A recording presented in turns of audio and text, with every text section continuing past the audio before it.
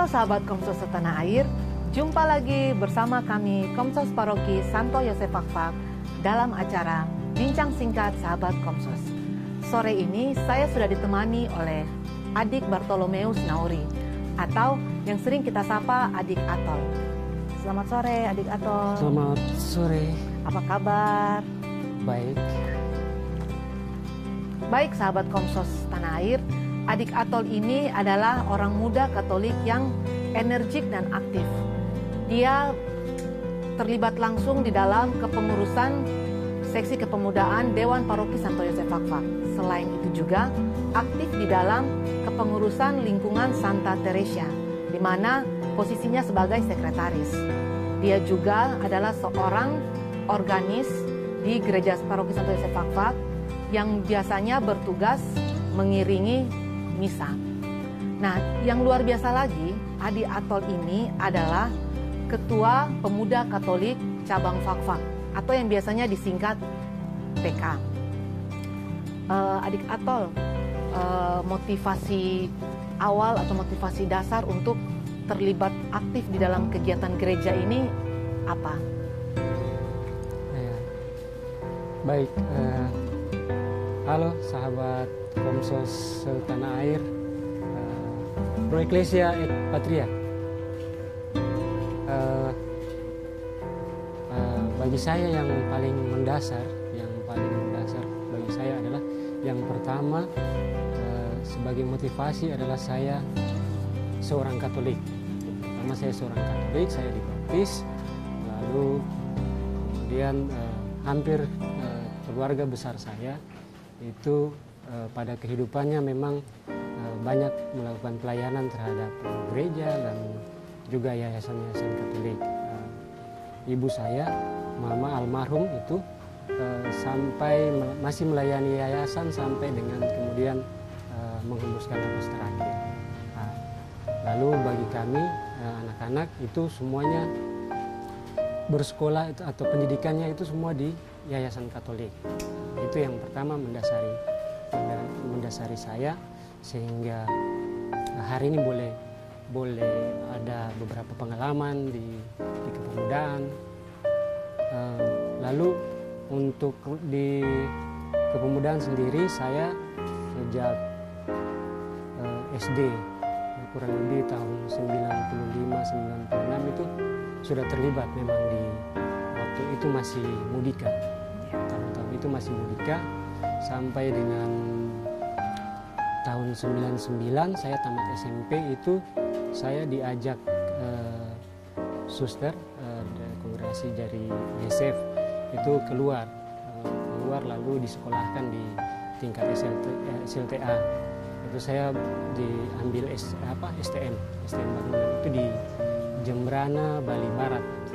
Itu di Bali. Nah, di situ juga di lingkungan tempat saya tinggal itu juga memang komunitas Katolik. Komunitas Katolik. Jadi semua kegiatan itu panti asuhan. Saya ditempatkan di panti asuhan. Terus ya karena lingkungannya seperti itu ya kita ada di kelompok OMK lalu sering melakukan kegiatan. Nah, setelah itu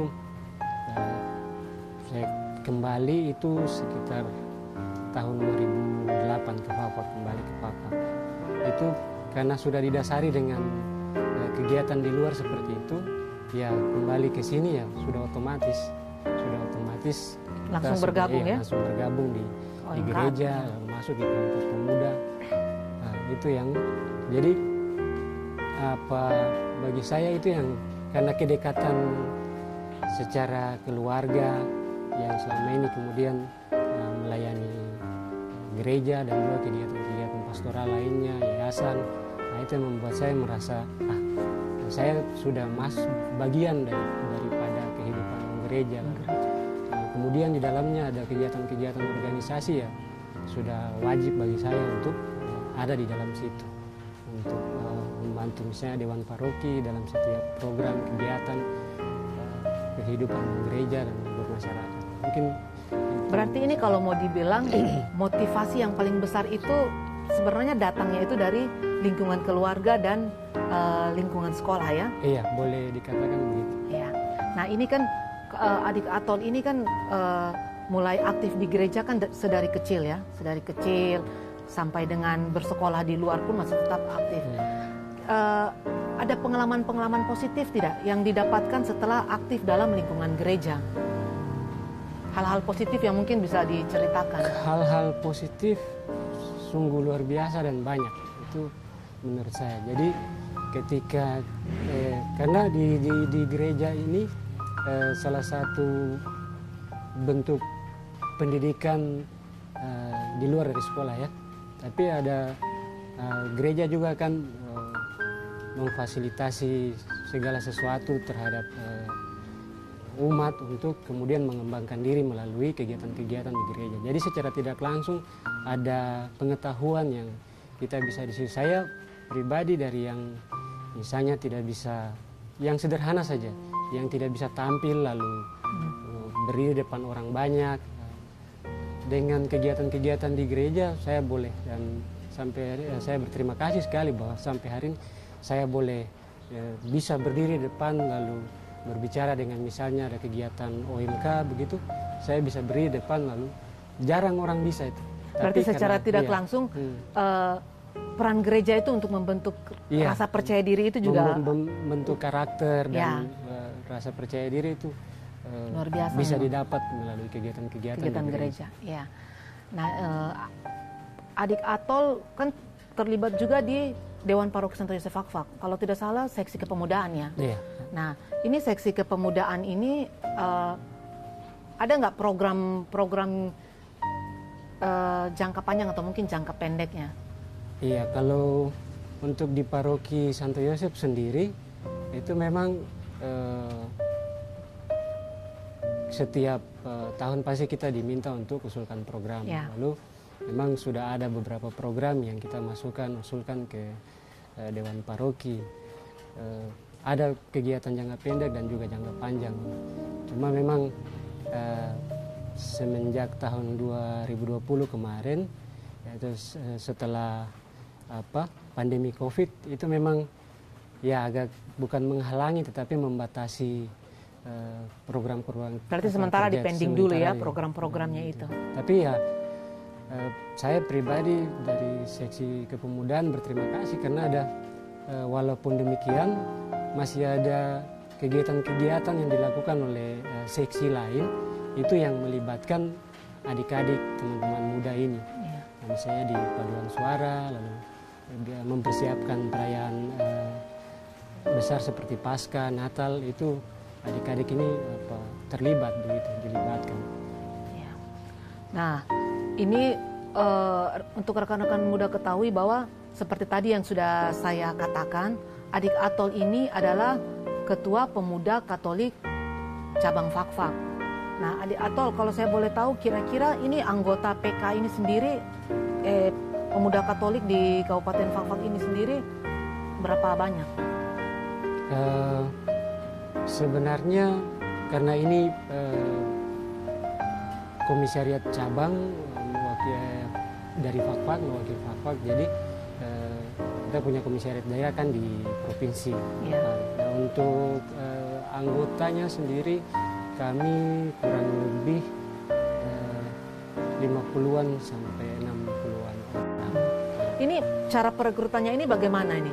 Apakah kita mendaftar sendiri atau diusulkan dari tiap paroki?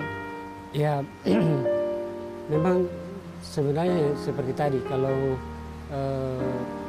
memang secara organisasi kita biasa buka, artinya buka, misalnya kita merekrut teman-teman dari. Jadi membuka pendaftaran gitu ya?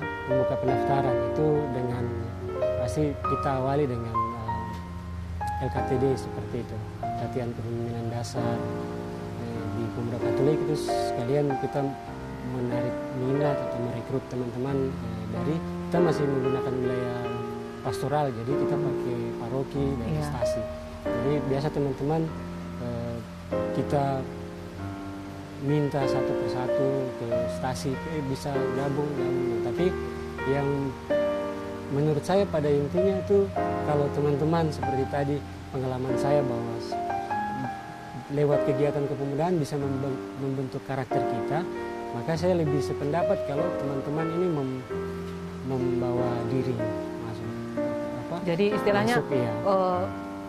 Jangan lagi harus diajak, Iya. tetapi memang dengan sukarela mendaftar begitu atau Artinya membawa kalau- diri untuk bergabung. Nah, kita punya kemampuan atau kita punya talenta seperti itu ya harus terus diasah. Iya. Jadi diasahnya lewat ini, lewat organisasi yang paling dekat mungkin gereja, misalnya khusus buat teman-teman yang Katolik. Nah, kalau tantangannya sendiri, kan seperti kita tahu dari sekian banyak anggota, baik maupun di gereja Paroki Santo Yosef Fakfak maupun di dalam kepemudaan, di dalam pemuda Katolik itu, ini kan ada dari berbagai macam karakter. Ini ada nggak tantangan-tantangannya tersendiri nih untuk istilahnya menyatukan berbagai macam karakter yang seperti ini? Baik, jadi serunya orang berorganisasi itu sebenarnya di situ intinya. Jadi ada banyak sekali perbedaan yang kemudian dijumpai dalam sebuah organisasi. Nah,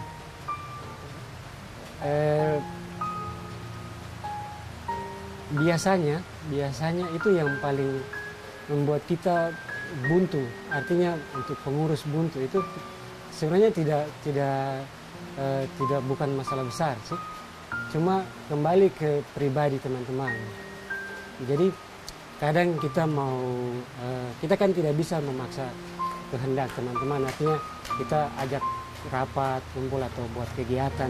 Ketika kita hubungi atau itu kan mereka dengan kesibukan masing-masing gitu. Dan kita tidak bisa paksa. Nah, itu biasa juga kadang membuat badan pengurus biasanya, apalagi saya sebagai ketua, itu biasanya langsung down. Jadi mau kita paksa, sementara itu dia punya hak, punya kesibukan sendiri. Jadi itu yang lain saya pikir tidak ada, karena kalaupun untuk merancang sebuah kegiatan organisasi itu biasanya jadi, tapi nanti pada saat sebelumnya di proses persiapan itu yang biasa kita kendalanya di situ. Banyak kendala-kendala ya. Jadi kita mau duduk rapat konsep kegiatan, mengundang atau kita kasih tahu, saya ada urusan ini. Nah, itu cuma mungkin lemahnya di situ. Iya. Tapi gereja dan juga karena kita pemuda Katolik ini kan organisasi, nah, gereja dan pemerintah ini membuka ruang sebenarnya untuk kita bergerak. Cuma biasa kendalanya ada di organisasi sendiri, gitu, internal sih. Itu mungkin tingkat kesulitannya di situ. Sedikit cerita saja, saya merupakan salah satu fansnya Adik Atol ketika tahun 2018.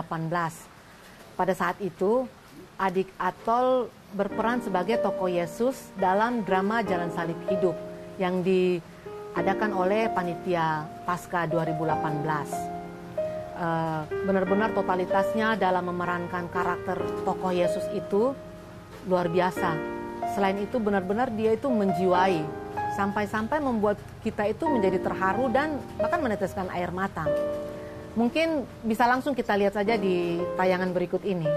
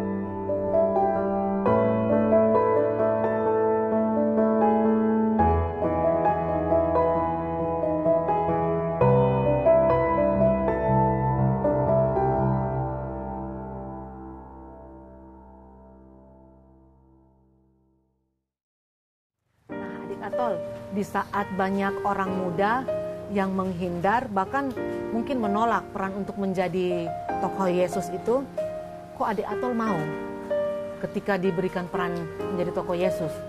Karena kan peran tersebut kalau mau dibilang cukup sulit ya. Panggilan mungkin, menurut saya itu panggilan. Karena waktu rapat dewan waktu itu untuk rencana dilakukannya jalan salib hidup di tahun 2018 itu, mungkin ada beberapa teman-teman yang mengusulkan nama, sementara saya sendiri belum dikonfirmasi terkait dengan tokoh Yesus. Lalu dalam rapat kemudian diumumkan bahwa saya pemeran tokoh Yesus. Dan pada saat itu tanpa berpikir panjang, ketika ditanya kesediaan, saya dengan spontan siap, langsung siap. Luar biasa ya? Iya, langsung spontan siap. Nah, lalu kemudian ya berlanjut kita sesi latihan. Karena saya bilang tadi panggilan itu karena pertama kali latihan itu dengan satu teks drama itu saya menyatakan bahwa Tuhan hadir itu karena hari pertama latihan saya sudah tidak pakai teks. Biasanya berarti benar-benar memang terpanggil begitu iya. Ya kalau mau dibilang.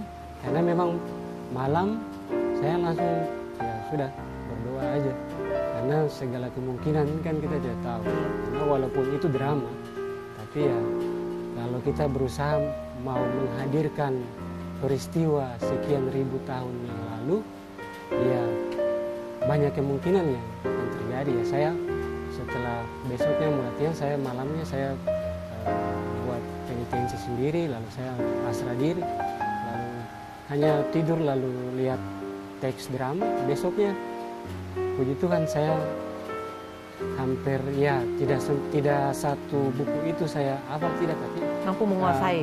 Bisa saya kuasai. Tapi ada perasaan takut tidak?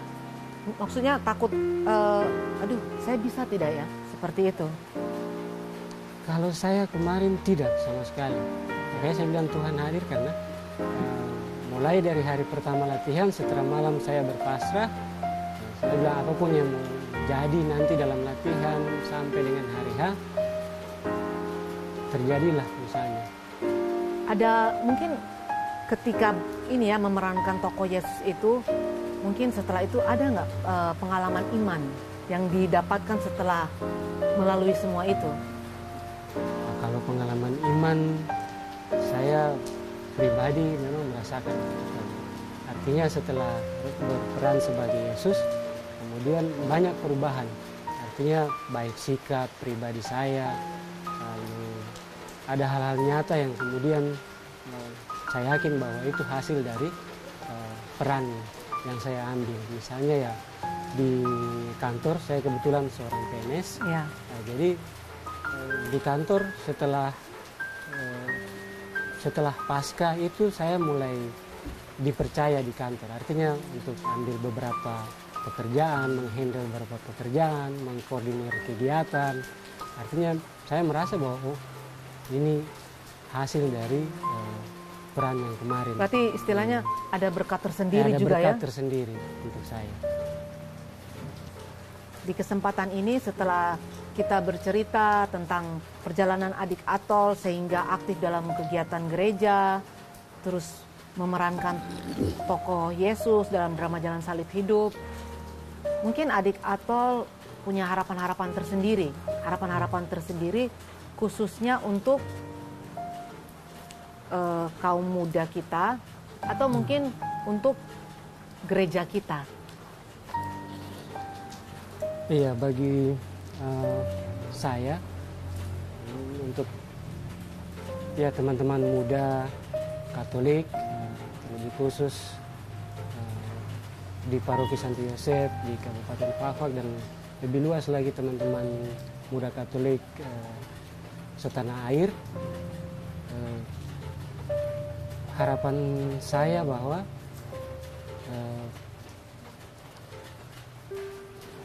kegiatan-kegiatan kepemudaan di gereja, lingkungan gereja itu sangat mendukung, sangat membantu kita untuk mengembangkan ilmu pengetahuan, perubahan karakter misalnya. Itu sangat banyak bisa didapatkan di kegiatan-kegiatan di gereja, terlepas dari itu pendidikan formal di sekolah. Mari teman-teman, artinya adik-adik, kegiatan di gereja itu lebih kegiatan yang positif.